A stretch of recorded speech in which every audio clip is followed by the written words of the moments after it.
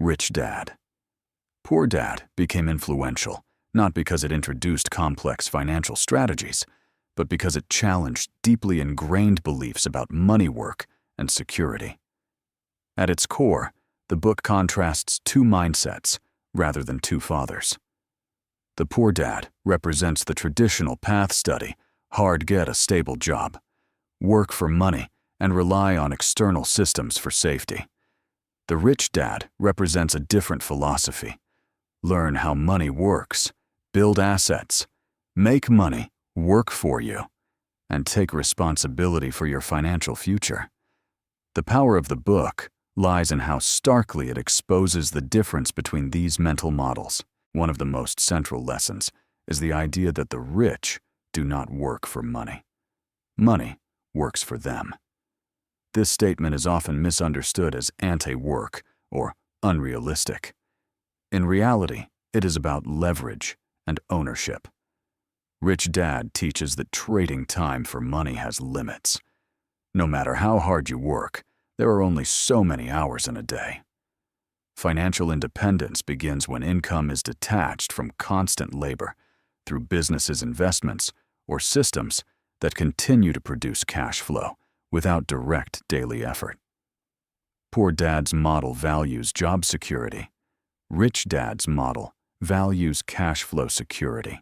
Another foundational lesson is the distinction between assets and liabilities. Rich Dad defines an asset as something that puts money into your pocket, and a liability as something that takes money out. This simple definition cuts through confusion and forces clarity. Many people believe they are building wealth while accumulating liabilities, expensive homes, cars, and lifestyles that require constant income to sustain. The rich mindset focuses on acquiring income-producing assets first and letting luxuries come later. The book's strength is not in accounting precision, but in behavioral clarity. It trains readers to look at money through cash flow rather than status. The book also emphasizes financial education over formal education. Poor Dad values academic success and credentials as the primary path to stability. Rich Dad argues that schools rarely teach how money actually works: taxes, cash flow leverage, and risk. This does not mean education is useless. It means financial literacy is separate and must be learned intentionally. According to the book, ignorance about money is one of the most expensive forms of ignorance because it leads to fear-based decisions, avoidance, and dependence on others' advice. Fear plays a critical role in the contrast between the two dads. Poor Dad teaches avoiding risk and seeking certainty. Rich Dad teaches understanding risk and learning to manage it. The book argues that fear of losing money traps people in jobs they dislike and lifestyles they cannot escape. Rich Dad reframes fear as a signal to learn rather than to retreat. This lesson is provocative because it challenges the idea that safety comes from avoidance. Instead, it suggests that safety comes from competence. Part 1 of Rich Dad. Poor Dad is therefore about mental reprogramming. It asks readers to question assumptions they have inherited about work, money, and success. It does not offer step-by-step instructions to get rich. It offers a lens through which financial decisions can be reinterpreted. And it is exactly here when readers begin to realize that most financial struggles are rooted in mindset rather than income level, that the deeper implications of the book begin to surface. And the story is not yet finished because the real challenge of Rich Dad. Poor Dad begins after the mindset shift. Many readers embrace the philosophy, but struggle with its application. Part 2 is about understanding where the book's lessons are powerful, where they are often misinterpreted, and how to apply them responsibly in the modern financial world. One of the most common misuses of the book is the overglorification of risk.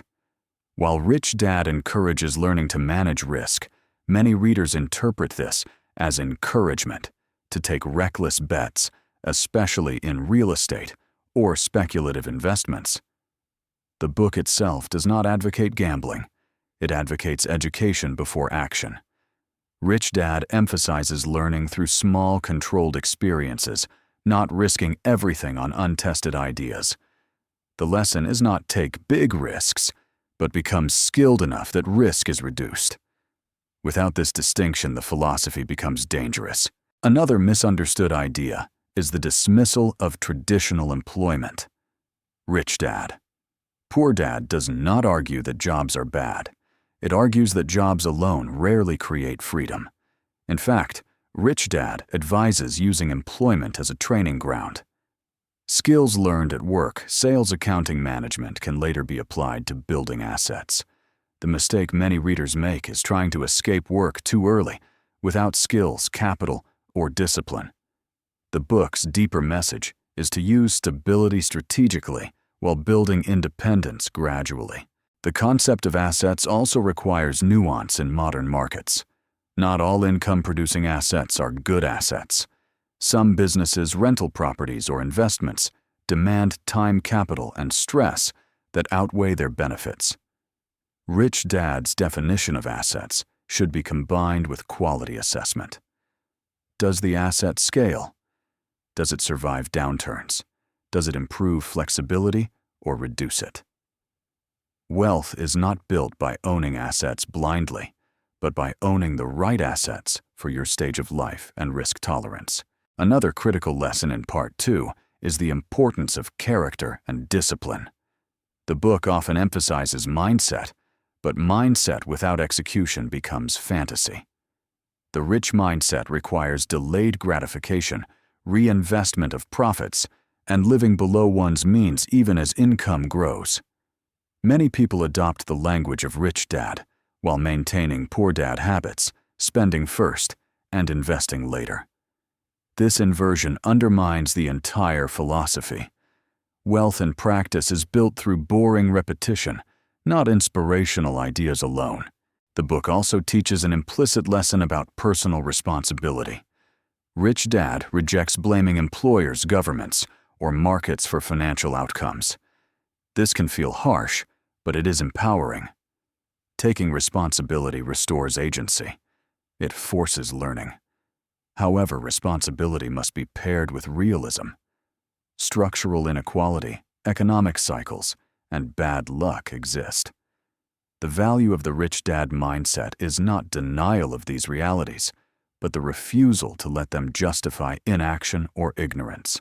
When applied thoughtfully, Rich Dad. Poor Dad becomes less about getting rich and more about financial independence as self-mastery. It teaches readers to think long-term, to prioritize cash flow over appearances, and to continuously educate themselves. When applied poorly, it becomes an excuse for impatience, leverage, and ego-driven decisions. The difference lies not in the book, but in the reader's discipline. And this is where the story ultimately lands. Rich Dad. Poor Dad is powerful not because it provides a perfect blueprint, but because it forces uncomfortable questions. Are you building assets or liabilities? Are you learning or avoiding? Are you choosing security out of fear or strategy? The rich do not teach their kids secret tricks. They teach them how to think about money in ways that reduce dependence, increase options, and align behavior with long-term freedom.